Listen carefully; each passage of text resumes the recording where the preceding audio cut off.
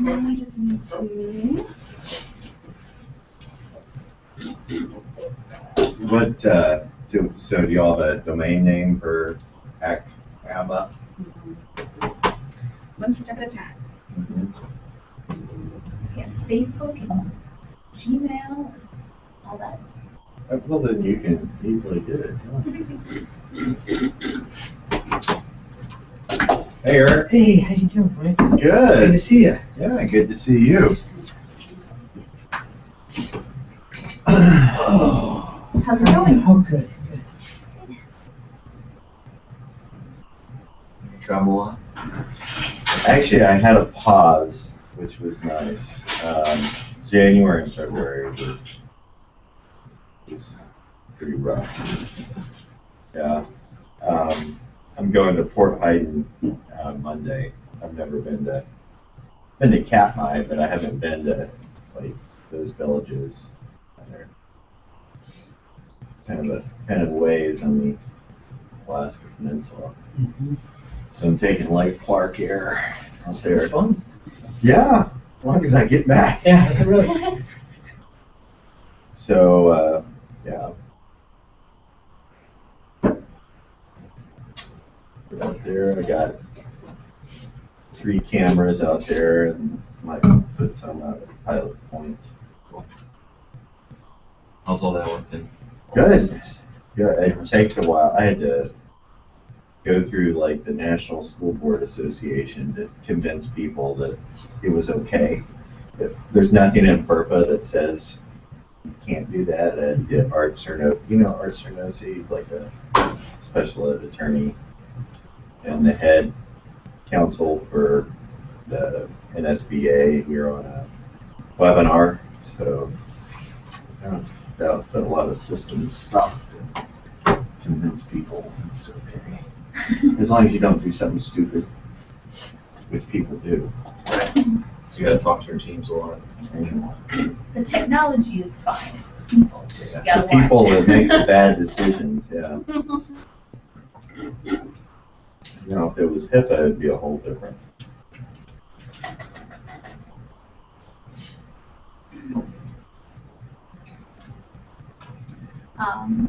Some of our usual people have said that they will not attend. Matt cannot make it, Phil cannot make it, Gwen cannot make it. I should be here in a minute. She's downstairs. I thought you sent an email that said she could make it. Gloria. My mistake. Yeah. So, yeah, people, Nat, Gloria, and then, oh, Angie. and our invitation on Google Hangouts went out is 10:30 Eastern time. Oh. So I can't attend to that right now. Okay. So what we have here is our meeting minutes for today's meeting. I just put it on Google Docs. Hello. Hello, How are you? I'm fine. How are you? I'm good. This is Veronica in Anchorage. Oh, hi, Veronica. This is Abigail in Gustavus. It's nice to have you. Thank you. When did you start, and what made you do this? Oh, it's not just me. So I'm actually going to let our president, Dr. Rachel White, take the lead on that. Hi. Hi. We started trying to form an organization probably over the summer, early fall. We'd started some meetings and actually voted and got an organization with, what's it called? What were our notes called? Thing. What? Oh, I can't think of the word. You're supposed to The support bylaws. the Thank president. you. Support the president. Make the president look good. Sorry. We have bylaws and officers as of January. So we're meeting okay. once a month right now. Going to hope to be able to offer some professional development opportunities in the future, but basically wanted to be able to provide a way for behavior analysts across the state to have an organization and keep everybody in the loop about things. And that. Okay, how many are there in the state? How many BCBAs? or, yeah, members of ABBA or whatever? Well, so what we're actually working on right now is membership. We drafted membership criteria in the bylaws, and was it last month February we voted on the costs, and we are just now starting to collect membership dues. We're not being, we don't have a cutoff date for that yet. So officially, we have either 0 members or everyone is a member, however you want to look at it, until we define a cutoff for Okay, membership. well, how many is the everyone? I'm just trying to get a, because the last time I contacted ABBA, they said there were 8 people that were in the state that were ABBA members. Yeah. So I'm sorry, go Oh, ahead. go ahead. Yeah, Abigail, this is Eric Murphy. We've met a couple of times. Uh-huh. And I think the last time we saw each other was at ABBA a couple of years ago at Jim Dugan's wake. Right, it was. Yeah. But you're correct. There, just a few years ago, there was probably 8 members of ABBA. I think most of them were students here at UAA and a couple of faculty members in U. Right. And now there's how many? 35. Now there's 35 members. Wow. Yeah. Wow. Well, I had somebody contact me who's in Juneau, and I can't remember her name offhand. I'll have to figure out what that was. And then I think there's somebody else in Kodiak and one in Fairbanks. Myself and the rest of you were in Anchorage. So, okay. Well, welcome. Thank you for joining us today. And it sounds like a couple of other people may have joined us on the phone. So if you want to let us know who's there. Hi, I joined in. It's Emily. I in Fairbanks. Hi, Emily. And this is Linda, also in Fairbanks. Okay. Hi, Linda. Hi. And then for those of you on the phone, the people here in attendance, Rachel White, President, Veronica Howard, Secretary. Eric Murphy, treasurer. Jason Hutchins, future member. there you go. Gwen Limper, that's all. Lion Johnson. Hi, Linda. Hi.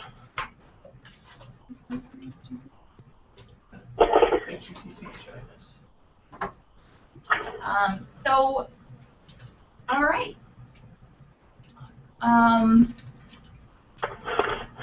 Announcements. Looks like we want to start with announcements. Let's do it. Okay, so as some of you have seen, I hope, in the mailing list for AKABA, the BSCN, the Behavioral Sciences Conference of the North, has opened up their call for papers. There's going to be a conference here in Anchorage on April 19th, guys, correct me if I'm wrong, April 19th? Yeah, that's right. And they're welcoming submissions from students and community members and faculty members all throughout Alaska, provided that the presentations are related to psychology or some related fields. Behavior analysis is related to psychology. If you guys are interested in attending, it's really inexpensive. I don't believe we're in a position this year to offer CEUs. But fingers crossed, next year at BSCN we'll be able to offer BCBA CEUs. But also, if you have students, you might encourage them to apply. So it's one day, April 19th. It's a Friday evening presentation by Doug Fields, and then the conference itself is all day the 19th, Saturday from like 8 in the morning to 4:30. Yeah, that's all right. Yeah. Mm-hmm.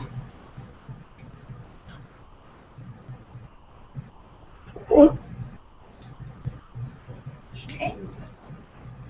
And then, oh, and one more update. We now have a mailing address. Yay. We have a mailbox here in the Social Sciences building. So if you look at today's meeting minutes, it will include our mailing address. Great. Okay, so my task as treasurer was to figure out what we needed to do to become a nonprofit. And in order to be associated with the Association for Behavior Analysis International, we need to have 10 paying members. and that are also members of AKABA International as well. And AKABA also recommends that we become a nonprofit organization. Typically, 501c3 is what they recommend. And it's a little complicated, but I do have a things to do list now. I figured it out. My wife luckily runs a nonprofit, so she helped me out a lot. But we do need to get a business license from the Alaska State Department of Commerce first. That's $50. And of course, we can't collect fees until we can't even open a bank account until we have a business license. We'll need to file as a corporation, so we need to be incorporated. And so we have to file with the State of Alaska Department of Commerce. That's another $50 fee. Now with those two documents, once we get those, we can open up a bank account as a business, in which case the three, whatever we're called, officers will need to go down to the bank. Yeah, and open up the bank account. Was the business license a $50 fee? Yeah, they're both $50. After that, because we don't have to become a charitable organization, but because we want to be recognized by AKABA International, we have to. And so we also have to register with the state as a charitable organization as well. And that's another $40. And after that, then we can approach the federal government about being a 501c3. Now, it's really important when we actually file with the Department of Commerce with our articles of incorporation, the language is consistent with what the federal government wants in there as well. So anyway, that's kind of where we're at. I think the next step is to start filing, and I don't mind putting the cash up for all the initial documents. Okay. So as soon as we get the business license and the articles of incorporation approved, we can open up a bank account and start collecting fees. And I believe that at least the business license can be done completely online. Yeah, yeah. I'm not sure about the Department of Commerce. The Department of Commerce, the last document I looked at, we had to actually submit it in paper to Juno, and I think I'm going to need to get your signatures on that as well. Okay. That sounds doable, though.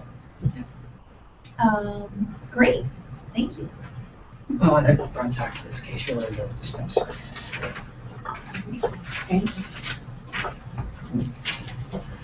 So with that, there was questions about dues and stuff, and it looks like that we're going to have to get through those steps, at least the first two, to then create the bank account to then be able to collect dues. But we do have, I saw an email or two people that are willing and able, as soon as we're able to accept funds, to pay those membership dues. So it sounds like that we will be able to cover those fees. One just has to happen first. Okay. And it's not on the agenda, but I took a stab at a first draft of a membership application. So I'll send that around to officers for a first look and then to members for a second look before we adopt it. Okay, great. And then along with that membership application, maybe we can have, I haven't taken a look at it, but maybe we can have a, submit dues by a certain date kind of a thing, and then that way we know who's interested, who's willing to, and then as soon as the bank account is up and ready, then we can get that piece going. So we have a list of official members waiting to pay. Remember what the deadline, or do you remember the deadline for us to apply to become an ABAI affiliate this year? April 1st. April 1st and October. There's two. April 1st is, I don't think we're going to. I don't think we're going to make April 1st. I don't think we need to be recognized by the feds as a charitable organization by the time we approach ABAI, but I think definitely October will have everything.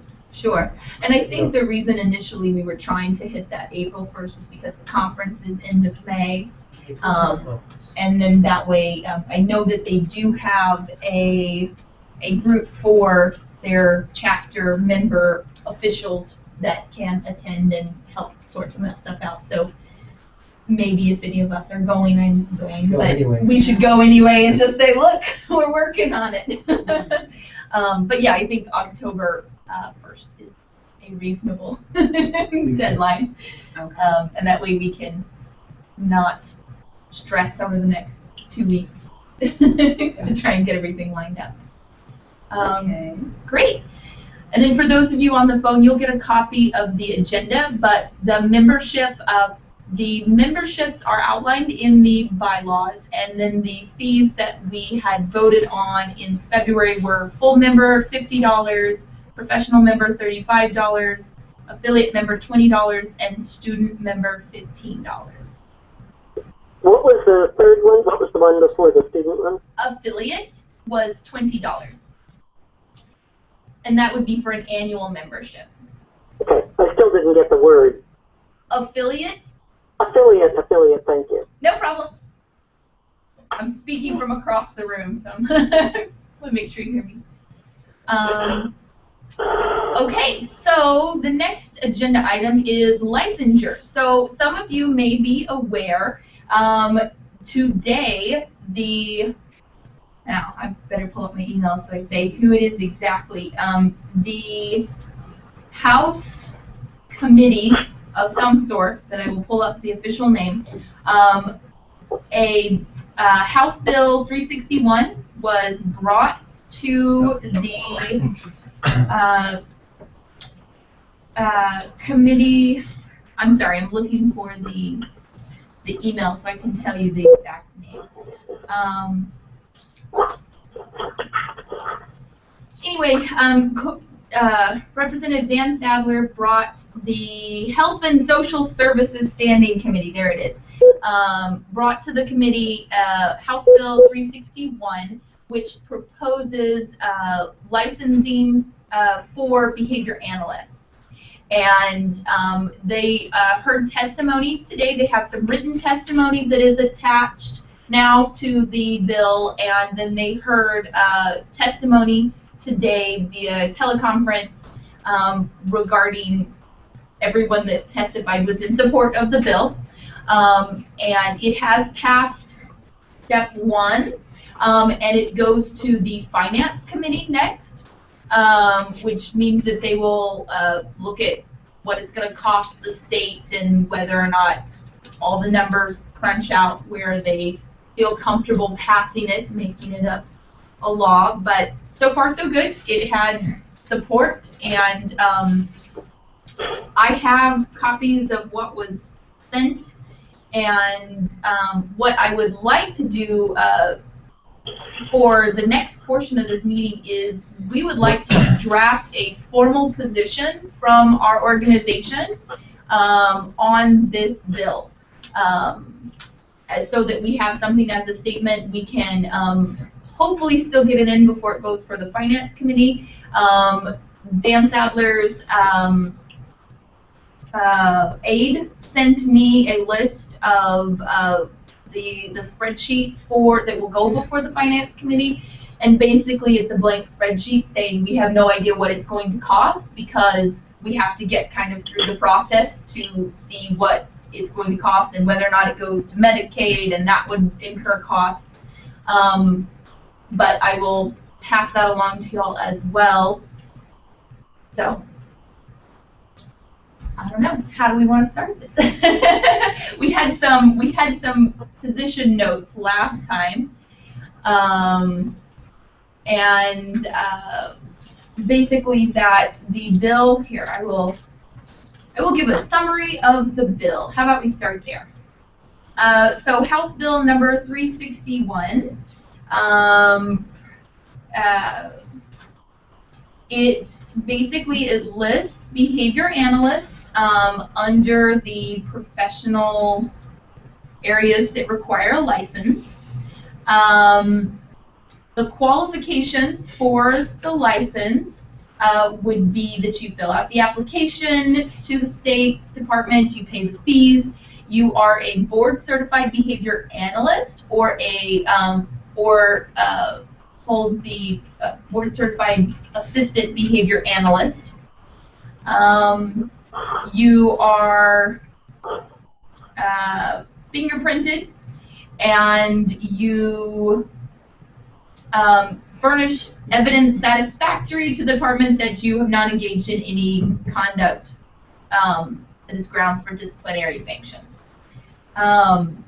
So basically it's written so that if you have your BCBA or your BCABA all you have to do is go through the application process, fingerprinting, pay the fees, and you're good. There's not additional education requirements.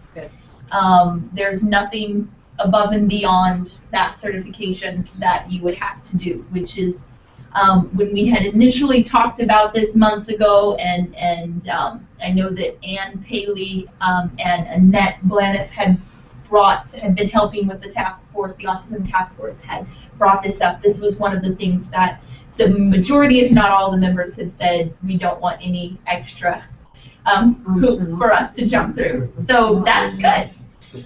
I'm trying to see, there is a section about a temporary license. So for individuals who are practicing behavior analysis in the state for 30 days or less in a calendar year, if they're licensed in another state, they can get a temporary license. That's in there to provide for the fact that we are still growing and may not have all the services within the state, and therefore could consult out of state. And I know that some of our contacts, Rebecca Edge at Behavior Matters, and people from ACA in Eagle River have out-of-state BCBAs coordinating. There's a section about the renewal of the license. There's a section about what is grounds for suspension, revocation, or refusal to issue a license, which matches on with, no deceit, fraud, felony, professional incompetence. It does list disciplinary sanctions, and then it lists exemptions. So people practicing under another license, so psychologists that have a psychologist license in the state, and they do not need a behavior analyst license. Students who are enrolled in a behavior analysis program and are supervised appropriately do not need one. Individuals who are directly implementing under the direction of a BCBA, such as family members or our direct care staff, like the military insurance pays for tutors, some of the waiver services pay for home care, in-home supports. They have those individuals do not require a license. Animal behaviorists, applied animal behaviorists who practice exclusively with non-humans. A person who works in organizational behavior management does not need a license. And a person who is working on their certification who is supervised by a licensed behavior analyst does not need to get a license until they're certified. It says that they will adopt regulations, and I think this is going to be part of what the questions come up within the Finance Committee, is that there may need to be a regulatory board. I'm not sure exactly. I think that the way Representative Sadler put it was that we're not sure what that's going to look like, because it's going to depend upon Medicaid involvement and whether or not these are deemed to be necessary. And I know, I think Rebecca Edge is on the call, or I saw her typing in, and Rebecca sat in on the licensure meeting today too. So if I missed anything, Rebecca, please feel free to jump in on that. I think that is the bill, a summary of the bill. So, yes, this is Lyon. I have a question, just thinking about, other licensures like social work, or, and like I have a licensed specialist in school psychology in Texas, and sometimes there's an exemption for folks working in schools. And, I'm not saying that's a good case, or good thing or a bad thing. I'm just saying that sometimes there's an exempt group of folks that don't have to be licensed because of the detrimental impact. You know, there could be positives and negatives, you know, either way, but especially in the remote locations. So it's going to take a while to get enough folks up to speed. And I think that the exemption that is in there, where if you're practicing another state license, Okay. so if you're got your teaching certificate and you've got that license, or a special education license, or a school psych license, even if you are doing behavior analysis in the Okay. function of that, that shouldn't, so it shouldn't prevent those individuals who are within the school. Right, and that's a credential from the state, it's not a license. Okay. So that's the kind of, it's a big distinction. Okay. Yeah, that's the only thing. So questions like that I know will, you know, probably come up, especially from the remote representatives Mhm. who have a difficult time getting services out there in the first place. So. Okay. Okay. So, are there other questions or comments about the bill? And then what we'd like to do is go ahead and start sort of making a position statement from the organization.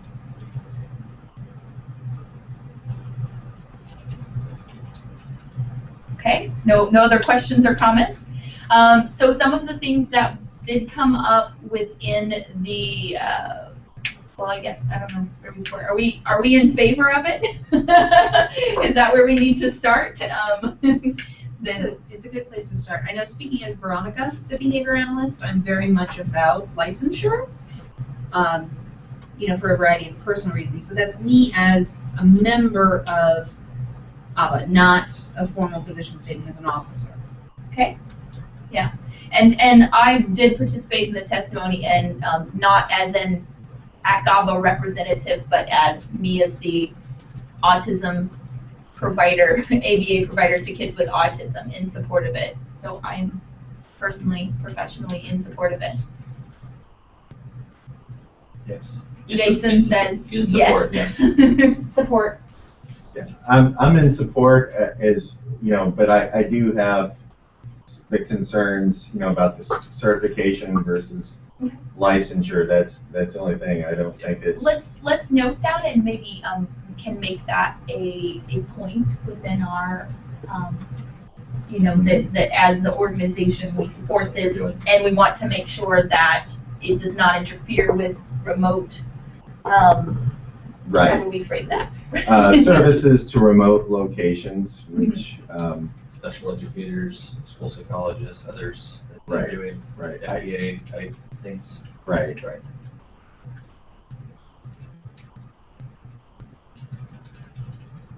This is Emily, and my quick response to that would be that those people practicing in the remote locations could still, or should still, fall under having a BCBA supervising. There's no reason to say that a BCBA couldn't supervise remotely in that licensure summary that you just gave.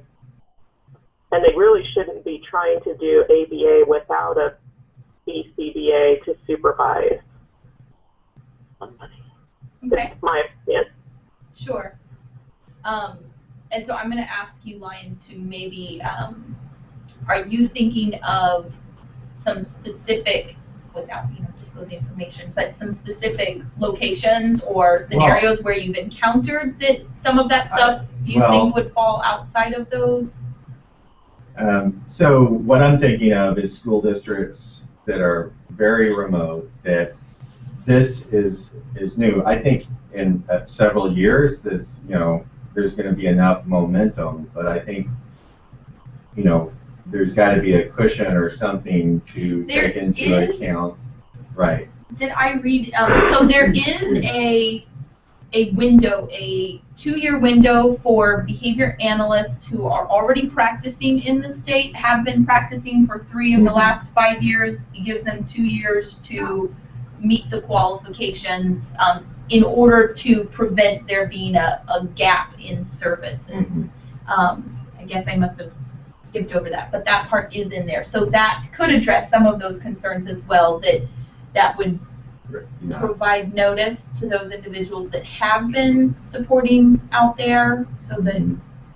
Yeah, I just think, if school districts kind of get wind of this, that because there's a component, obviously if someone has the BCBA credential and licensure, the quality control is much higher, but going to Western Alaska and all over the place, that it's going to take some time, and so if you want to make sure that you don't have pushback from school districts or something like that, that you have a legitimate concern, because they even have bandwidth issues with satellite internet. As far as the distance. Yeah, satellite internet, then you run the risk of school districts feeling funny as far as how are they going to provide that service for, I'm talking like targeted, FBAs. I'm not talking about, more comprehensive stuff. How are those services currently provided?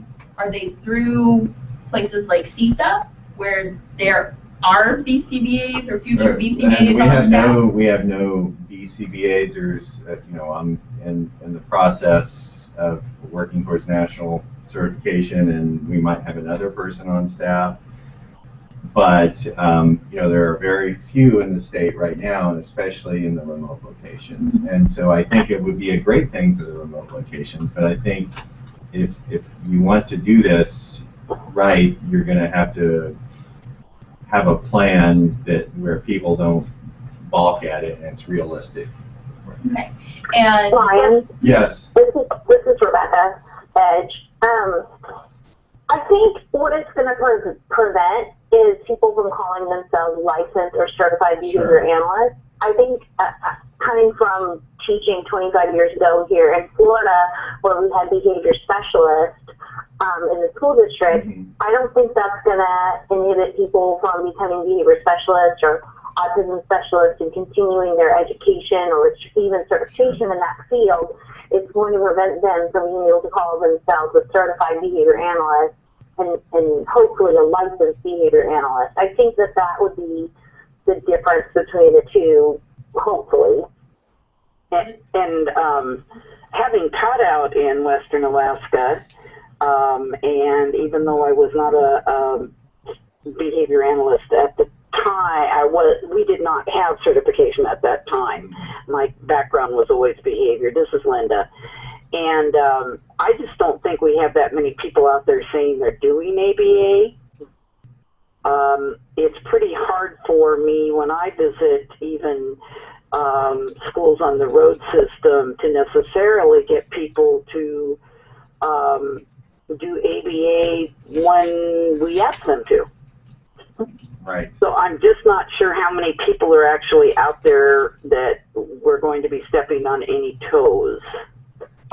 This is Abigail, and I'm in Southeast, and I'm not BCBA certified. But when I mention behavior analysis, whether it's within the school or in a professional organization or to people in communities or parents, I get a blank stare every time. Yeah. So I think that's probably pretty representative of most. I'm in a remote area.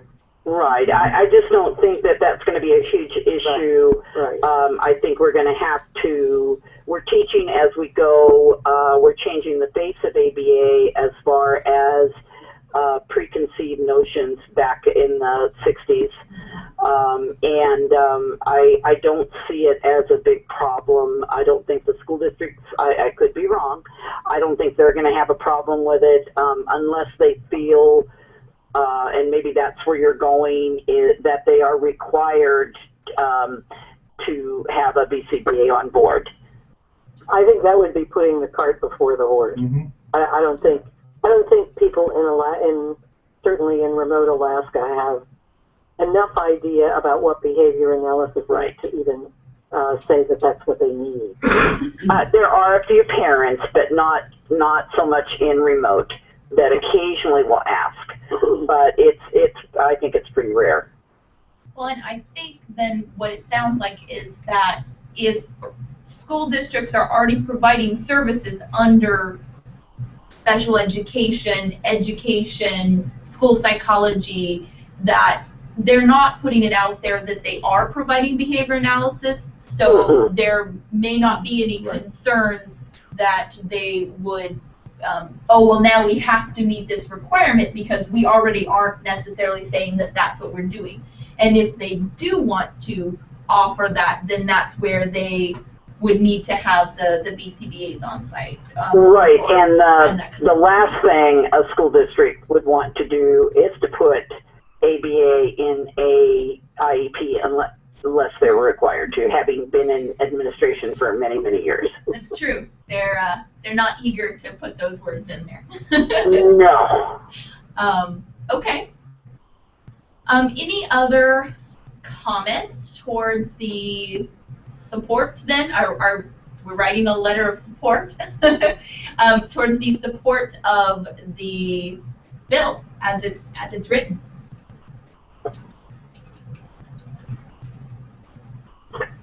This is Abigail again. I can't think of anything to add, but I just wanted to say, as a school psychologist, I like the idea of the way you put it as in contact with or supervised by BCBA, in case anything like that, came up. It'd come up. Okay. Pardon? Linda, what do you think? Oh, no, I said in case it did come up. I was thinking out loud. Sorry. I do that. Thank you. All right. I saw you were typing, Veronica, so. So what the next step then would be to come up with a list of reasons or potential talking points to sort of flesh out the letter. Something more than, hey, we're AKABA, we really like licensure, thanks. Perhaps a list of reasons or some value-added ideas that would help make the case or provide some evidence for the significance of licensure for Alaskans. Okay. Oh, go ahead. I was just going to say I'm not a clinician of any type. I work with mics and I'm making fat in lab, but it seems like just from attending the couple meetings that I have, I wonder if number 3 shouldn't be moved up. That seems like a big, big deal to me that Alaskans are not able for to billing. Get billing. Yeah, oh, sorry, they can't see what number 3 is. The billing one. Some of them can, yeah. Right, not uniformly get their help paying for ABA services. Sure. So some of the points that came up. Oh. No, I was just going to say, and I think you're probably in a good position, and whoever else was talking about that like 2 meetings ago in a good position to flesh that part out in the letter. Yeah. So a couple of the points that came up during the testimony, one was that having the licensure will allow professionals to bill the insurance companies that are denying ABA services right now because there is no state license. So if we have a license, then at least they can't use that reason to not pay for services. There actually is a letter of support attached with the bill from Primera, which is Blue Cross Blue Shield, saying they are in support of a license for behavior analysts. Great. That's great. And they are the one, within my experience, that I cannot bill directly. So I Why does that make me just a little nervous? I totally agree with you, Linda. I'm sorry, They're in support of anything like that. Linda, we missed that. I said, why does that make me just a little nervous? It came in the context of a letter about other things that they don't want the legislation to do. Okay. And do we have a way, I can either email all of this stuff to you that came to me from the testimony today or have it online, we can make sure that y'all have it available and read that letter of support. But basically, it's like one line that says we support a license, and 4 paragraphs about how they don't think that the state should do all of these other things regarding defining what ABA services and coverage should look like. So I think that's why. We at least got that line, though. We would love, would we not, Emily, to get a chance to look at those materials. This is our busiest week because it's our spring break, so we have lots of extra people this week. So we've been not able to do as much, like listen to the hearing. Sure, and I will send. I have like 12 PDF documents that that I received today that are all attached to the bill, including the bill, and then the next step for the funding, or yeah, when it goes to the finance committee. So I will make that available to everybody so that y'all all have the same information, including the letters of support that were sent in that are now attached to that bill as well. That would be great. Thank you. Sure, no problem. So yes, so the licensure would allow for billing, and some of the other parts of that would be the rate. That the rate would be recognized at a comparable level for the certification and the license that is required by the professionals. A couple of the other talking points that came up, that having licensure then creates that regulation piece where people cannot say, I'm a behavior analyst, I'm a licensed behavior analyst, and then go about doing things that are not ethical, they're in violation. And speaking of the remote areas, Annette Blanis made the point during her testimony that she felt that was especially important for the remote regions who may not have a whole lot of options and may not have a whole lot of experience to know whether or not they are receiving quality services or not. So having that license and therefore being held accountable, then those populations and locations, communities that may not have anything to compare it to have a standard to go by. Trying to think other points.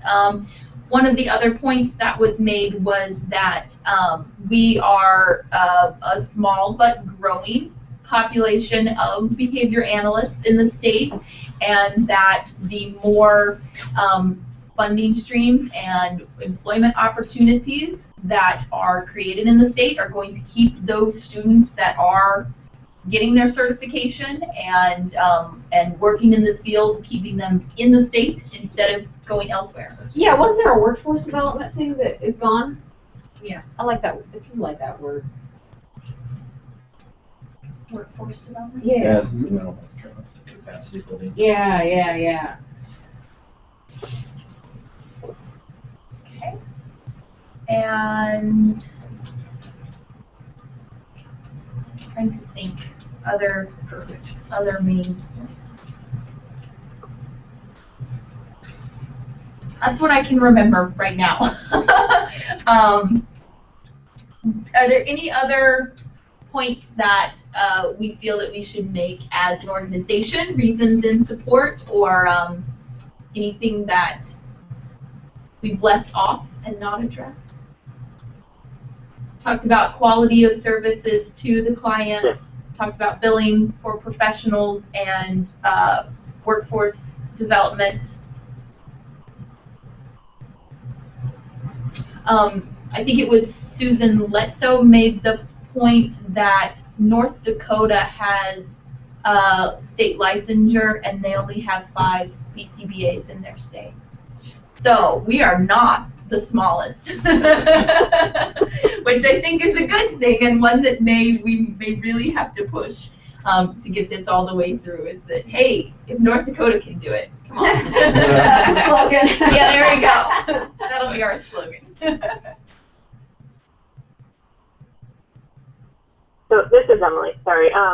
So do you guys feel that things like the safety and care of the clients would fall under quality of service, particularly if there's a regulation committee? I know we have oftentimes contacted the BACB with various questions, usually small ethical questions, and it is very difficult to get an answer from them. And so it might be a nice point to let them know that having a smaller state regulation board would provide more assistance and feedback to practitioners in the state and keep events safer for the client. Things like when to use restraint would be able to be a black and white topic, and there might be a way to discuss those kinds of things with a local person, and that might be a nice pointer for people who don't really understand the things and the severe behaviors that we sometimes deal with. I think that's a great point, and I think we can elaborate upon that within, I mean, what you just said, that having that state piece instead of having to go out of state and require somebody who is 4 time zones away. Yeah, and that might be especially important in the remote rural areas where, you know, I can see the downside of this for the remote areas, but there's a big plus. How long is it going to take to get someone to investigate inappropriate restraint or whatever in Barrow? So, Exactly. so this is Lion. Yeah. On the state board, is it the social work and psychology, marriage and family, isn't there a joint board for all of them? Or I think it might be a combined board. So getting something that's strictly in the state, you know, they might put it under that joint. And so you're not just having behavior analysts, you're having a multidisciplinary group. So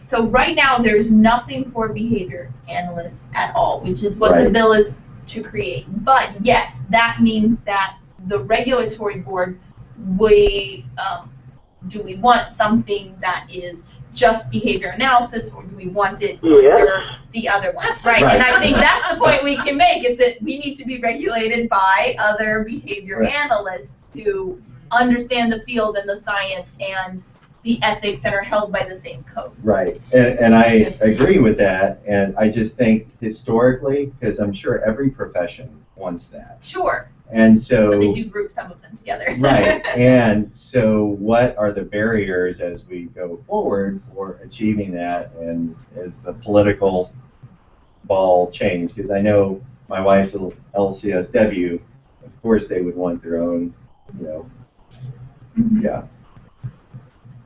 So maybe that's a question we can note, and I can follow up with Representative Sadler's aid and find out, what they are presenting exactly and how they're looking at this, and then we can tailor our position. Okay. Yes, please. Yes.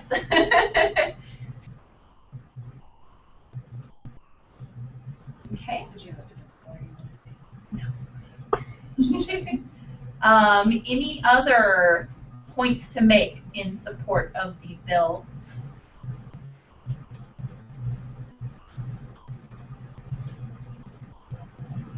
Okay. Then I think what we'll do is we will draft a document in the style of ABAI's position statements and get a couple of those questions answered, and then send it around to members for comments. And then that way we will have it when it is, if needed, when we can tack it on to the bill. but it's worth mentioning that we don't know when the bill is going before the Senate committee. And so Right, it the may finance be committee. So, really sudden. yes, so far we've, this one, I didn't receive notice of this testimony until Monday of this week, and it was Tuesday afternoon. I think sometimes we've gotten the weekend before a hearing, so we may have less than a week as far as notice goes with regard to when it's going to be heard, if there's a call for anything. So that's why I'd like to get something done and on paper and approved as quickly as possible so that it is available, that we can attach it at a moment's notice.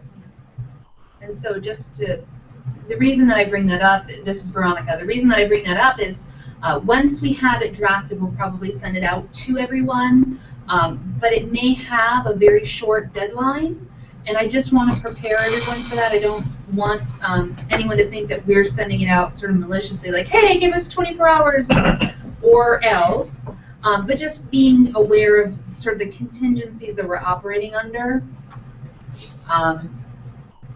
Just heads up, mostly. Yeah, we may not get very much notice, so you may get even less notice.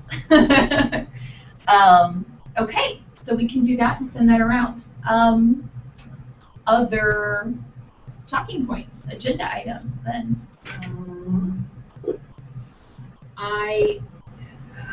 Just a couple of other last minute things to follow up with. I went through all of the members of ABAI and have been contacting everyone who is listed as a member of ABAI in Alaska. So we have a couple of new people who are very interested in attending our meetings. And, oh, hello. Sorry, we're working with some weird technology here.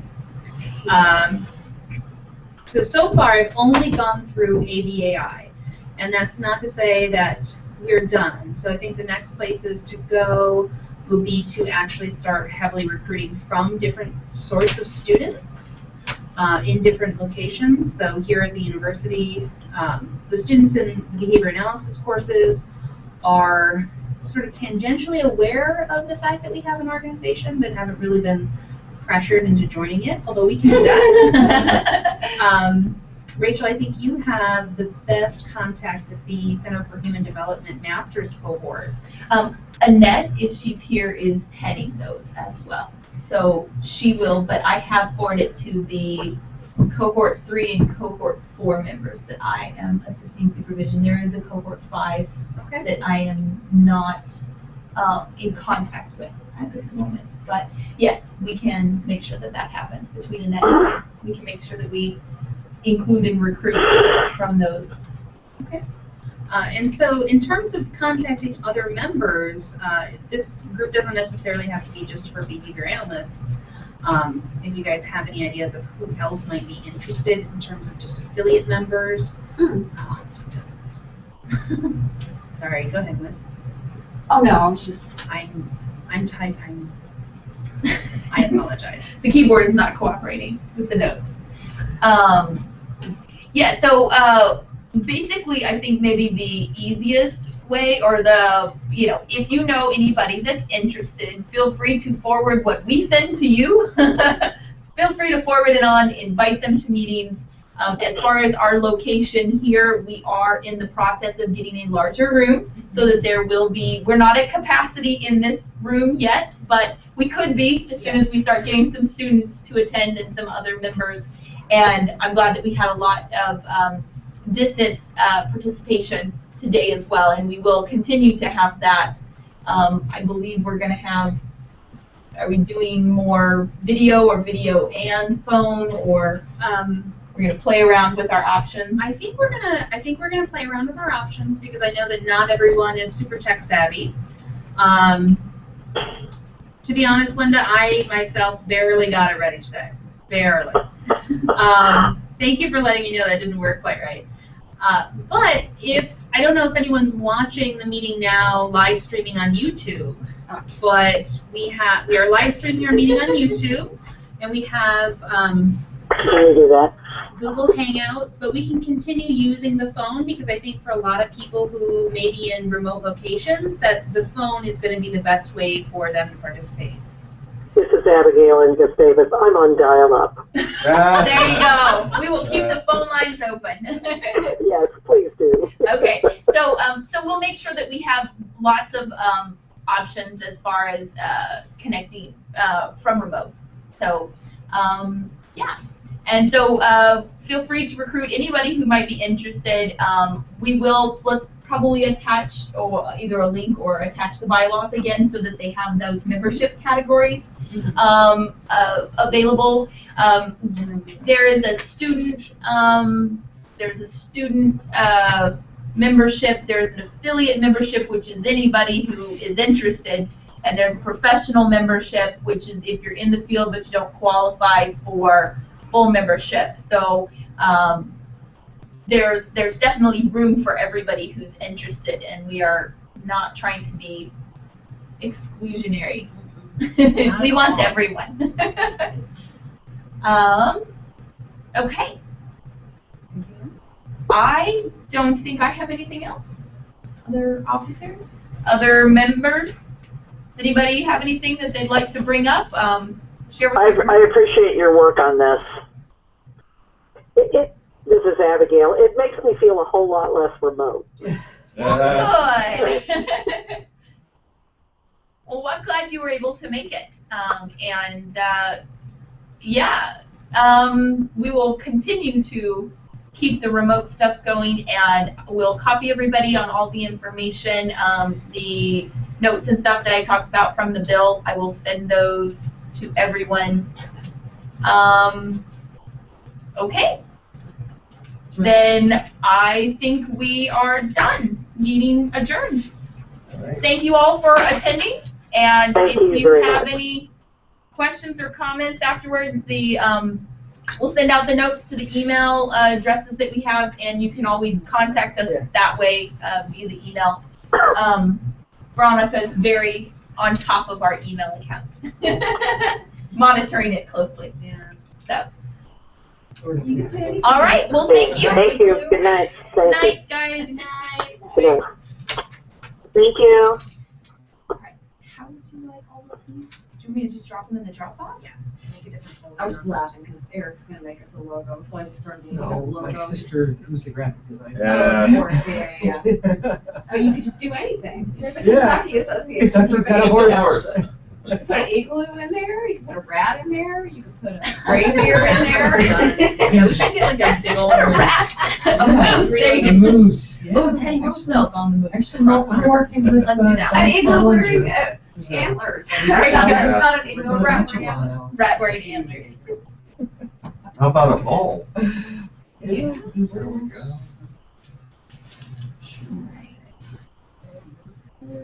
go. Should have some options when we come back.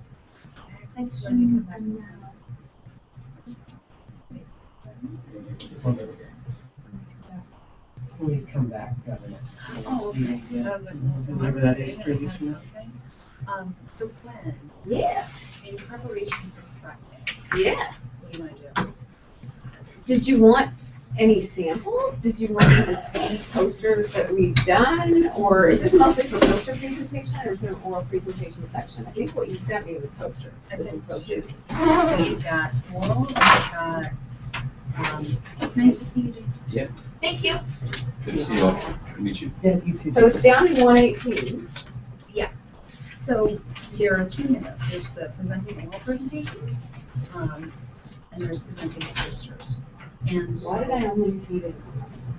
I'm sure I have the other one too. And we're not, are we doing a presentation of any sort? Or are we gonna be there to talk to them and have handouts too? You Rachel? there are going to be fine. handouts. All right, Handouts all right. are not- Hey, good to see you. All right. All right. I'm hoping that the students don't just come in, take a handout, and walk away, because the handouts are not meant to replace the actual.